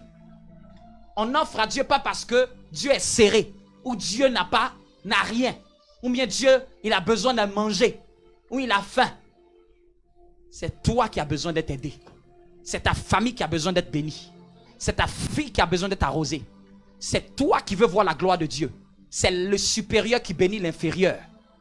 Et arrêtez souvent ce langage. Je veux venir bénir l'homme de Dieu. Tu viens te connecter à la bénédiction que Dieu a mis dans lui. Tu ne peux pas le bénir. C'est le supérieur qui bénit l'inférieur. C'est un faux langage. Tu ne peux pas le bénir. Si c'est lui qui est établi comme autorité, c'est lui qui doit te bénir. Vous avez vu que Isaac, c'est lui qui a été béni par Ésaü. Il dit, fais un mec que j'aime. Vous voyez, même Isaac a donné la direction de l'offrande. Fais comme ça. Fais comme ça, Abraham. Donne ton fils, ton unique. Toi, Dieu ne peut jamais te parler quand il s'agit de lui apporter. Toi, Dieu ne peut jamais te mettre une inclinaison dans le cœur. Et puis tu dis que Dieu te parle. Toi, Dieu ne te parle jamais sur la manière dont tu dois l'adorer avec ce que tu apportes. Donc, ce n'est pas Jacob qui est venu bénir Isaac. C'est quand il a offert, il a imposé la main, il a commencé à bénir. Donc c'est un faux langage, c'est un langage familier. Non, je vais bénir l'église. C'est l'église qui va te bénir. Tu ne bénis pas l'église. Toi, tu peux bénir l'église. Je vais venir bénir l'homme de Dieu. Si c'est toi qui bénissais, tu ne peux pas le bénir. C'est quelqu'un qui est supérieur qui le bénit. Amen. La bénédiction quitte d'en haut et descend. Non, tu viens te connecter à la bénédiction. Tu viens recevoir la bénédiction. Et tu viens comme un point de contact. L'offrande est aussi un point de contact. Lève-toi et nous allons prier. Et tu vas prendre ce que tu as apporté au Seigneur. Tu vas apporter à Dieu quelque chose qui a de la valeur pour toi. Si tu as ta dîme, et tu vas prendre ça dans ta main. Et nous allons poser cette action. Tu vas prier. Tu vas dire, Seigneur. Tu vas dire pourquoi tu apportes cela. Je vous dis, l'offrande, il faut lui donner une direction. Je vais t'entendre prier. Monte le son. Les kassotobo. Prends ton offrande, prends ta dîme. Et parle. Donne-lui une direction. Dis à Dieu ce pourquoi elle doit venir devant lui. Si tu veux qu'elle intervienne professionnellement, maritalement, santé, financièrement, pour ta famille, je ne sais, mais commence à prier. Commence à donner une direction. Si tu avais même tes sujets de prière, tu peux les tenir également. Levez-les. J'ai cette vision depuis cette nuit. Les mains levées. Les mains levées. Les mains levées. Parle à Dieu, parle à Dieu, parle à Dieu. Eli, Eli, Elia. Elia. Elia. Elia. Elia.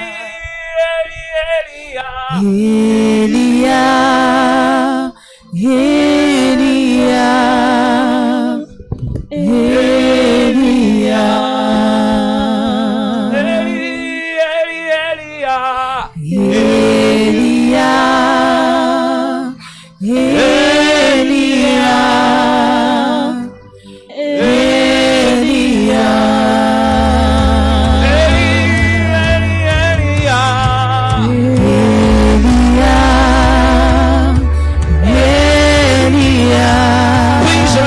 Priez, lève la main. donne-lui une direction. Prie sur cette offrande. Dis à Dieu pourquoi elle doit venir devant son trône. Ne viens pas sans objectif. Prière vague, réponse vague. Prière précise, réponse précise. Donne une direction à cette offrande. Donne-lui une direction, je t'en prie. Waouh, waouh, waouh. Prie, prie, parce que je vois la main de Dieu au travers de ce message. Répète. Toi, tu vas le donner avec foi. Il y a des portes qui vont s'ouvrir. Prie, prie, pendant que tu pries. Ces portes doivent s'ouvrir. Monte ta prière devant le ciel.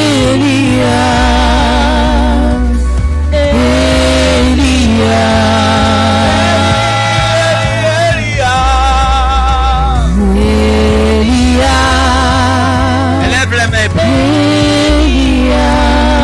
Lève les mains, prie. Là où tu es, là où tu es, là où tu es. Prie pour ce que tu vas apporter. L'offrande est sacrée. L'offrande est sacrée. Elle est sacrée. Ce n'est pas du jeu. Ce n'est pas de l'amusement. Elle peut sauver ta famille. Elle peut t'empêcher la mort. Elle peut t'empêcher un malheur. Shantara broscantere boshe kentere bossa brabra shantara boshantira broska shantara bosse kentere broskia broska brosentoro shikara broskandada robo sontoro shikara broskandada ningiri bosko robo bosia rara kentere bosse ribrobo sokoro broshintere bobo sokoro dere bossantara brosa la bouche. Prie. Maintenant, je me devant l'autel et prie. Toi aussi. Maintenant, je me devant l'autel et prie.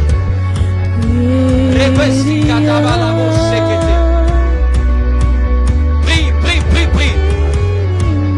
Prie au nom de Jésus-Christ de Nazareth.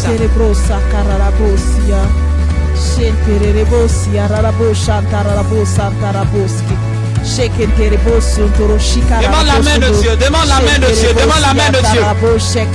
Demande la main de Dieu pour ta vie, demande la main de Dieu.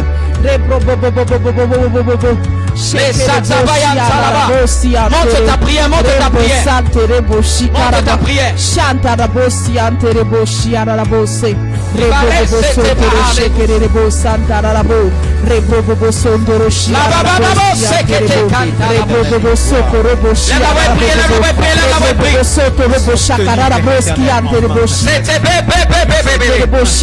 les portes s'ouvrent pour toi. Que les portes s'ouvrent pour toi. Que Dieu te fasse grâce. Que Dieu te fasse miséricorde. Je prie en tant qu'autorité, en tant que berger de cette église, que la main de Dieu soit sur toi, soit sur ton offrande. Que la main de Dieu soit sur ton offrande. Qu'elle te fasse grâce pour un mariage. Qu'elle te fasse grâce pour les finances. Qu'elle te fasse grâce pour ta santé. Qu'elle te fasse grâce au nom de Jésus pour ta famille. Qu'elle te fasse grâce. Qu'elle te fasse grâce. Que la main de Dieu intervienne dans cette situation. Cette situation difficile qui a duré, qui a tardé. Que Dieu te fasse grâce. Que Dieu te fasse grâce. Que la main de Dieu, la main de Dieu, la main de Dieu reçoit cette grâce. Reçoit cette grâce. Reçoit cette porte. Reçoit. Pour toi, Seigneur Jésus, Esprit de Dieu, Je bénis tes entrailles. Je bénis tes entrailles. Je bénis le fruit de tes entrailles. nous a fait grâce, Seigneur. Nous voulons te dire merci. Toute ta vie est en train d'être touchée par Dieu. Touchée par Dieu. Je bénis tes entreprises. Je bénis tes entreprises. Je bénis ton projet de devenir. Je bénis ce projet. Je bénis ce projet. Je bénis cette entreprise. Je bénis cette intention.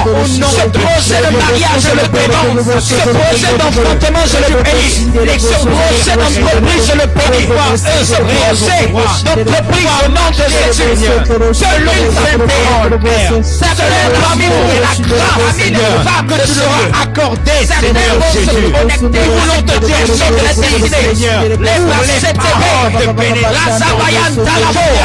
Que Dieu te fasse grâce sur notre vie. Que Dieu te fasse grâce. Nous voulons te rendre, Dieu te fasse grâce, car tu nous as fait don de la vie. Et en ce jour, Père, c'est à toi que nous rendons gloire et honneur, Seigneur, parce que tu es Dieu, parce que tu es le Tout-Puissant. Et en ce jour, Père, nous te disons cette année merci, 2021 parmi vous. Merci, Père éternel, pour cet amour, Papa, pour la patience, une vision Seigneur, cette semaine, que tu as eu à faire preuve dans un rêve à notre égard, Saint-Esprit de Dieu. Si vous avez fini, c'est merci, bon. Père. Les vaches, là-bas. Nous te rendons gloire. Dans cette vision, j'ai vu deux choses que je donnais à l'église. J'ai vu, je ne vais pas vous dire ce que j'ai vu, mais je vais vous expliquer ce qui est. Dans ce que je donnais, il y avait deux choses. Et les deux choses, après, je l'ai compris. Il y a une catégorie de personnes parmi vous. 2021 sera une année de joie. Une année de joie. Au fait, vous allez respirer. Parce que ce que j'offrais à cette catégorie-là était quelque chose de joyeux. Quelque chose qu'on offre quand c'est joyeux. Il y a une autre catégorie, pratiquement les 6 premiers mois vont être éprouvantes. L'épreuve n'est pas une fatalité, mais c'est pour vous préparer à votre destinée. C'est ces deux choses-là qui vont se manifester dans deux catégories d'individus. Les gens, les débuts de l'année va être cool. Et les gens, vous allez se sentir, je vous dis en même temps, écrivez en même temps, pour que quand les événements vont arriver, vous ne puissiez pas dire pourquoi ça m'arrive depuis le début de l'année. Au fait, je vois 6 mois dans la vie de certaines personnes qui vont être tumultueuses. Quand une tumultueuse, ça va être éprouvante. Dieu veut faire passer ta foi à un autre niveau. Ne vois pas l'épreuve comme une fatalité. Non, non, c'est une bénédiction. C'est pour te préparer en possession de quelque chose. Il y en a d'autres, leur premier mois sera tellement aisé. Ils vont voir que les portes s'ouvrent, les choses se font. Donc les autres, les 6 mois, après les 6 mois, vous aurez du répit. Donc écoutez bien ce que je dis. Pour que quand vous allez vous trouver dans une situation que vous ne comprenez pas, vous saurez que dans quel temps vous êtes.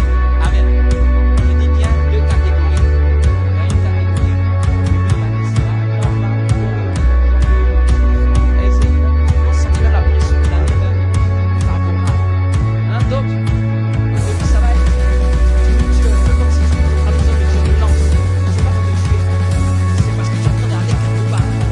Tu vas quelque part de glorieux. Donc, tout ce que Dieu te demande, le pilote, accroche-toi. Mets ta ceinture. Ça va bousculer pendant 6 mois. Mais quand tu vas tenir, tu vas arriver au large. Amen. Juste dans cette période, il ne faut pas que tu te décourages. Il ne faut pas que tu abandonnes. Il ne faut pas que tu relâches. Il ne faut pas que tu relâches ton service. Il ne faut pas que tu relâches tout ce que tu fais.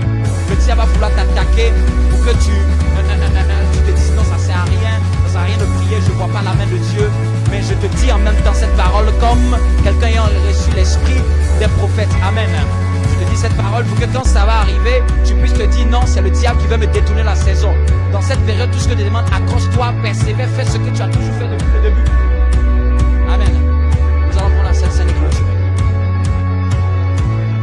Acclame Dieu pour sa parole.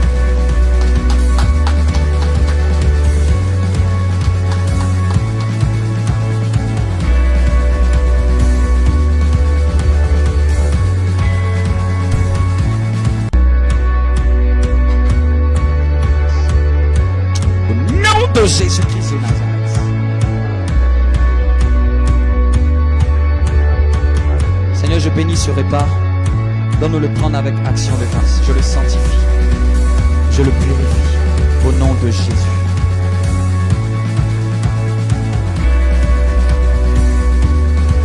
Prépare-toi à prendre le repas du Seigneur.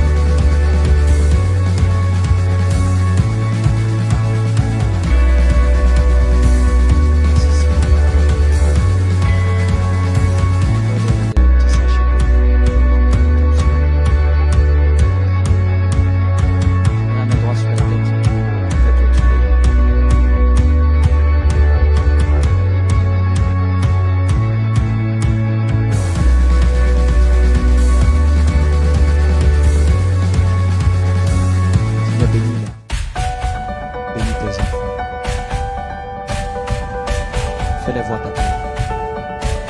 Garde-les dans cette fin d'année. Protège-les